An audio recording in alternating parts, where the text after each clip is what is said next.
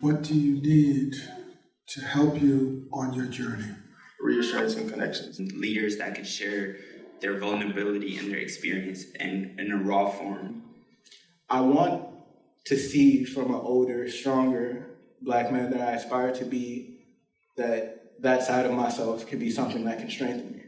When things get rough, acknowledging and seeing that things are getting rough, and then not waiting for the youth to ask for help. What do you think was like the main change for us as like Black people to like stop pushing as we were before?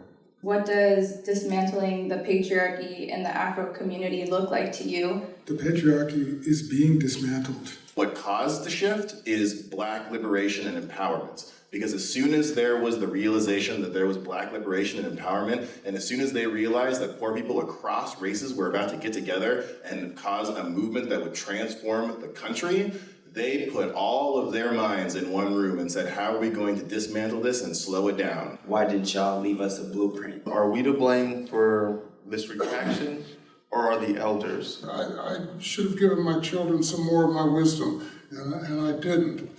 Each generation excommunicates its ancestors.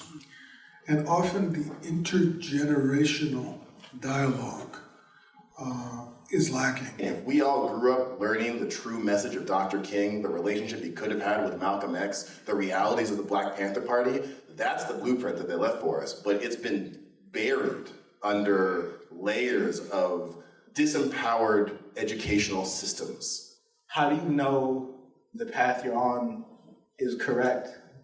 You don't, brother. You make many mistakes. The most valuable thing I have is my honesty. You are the person who defines who you will be.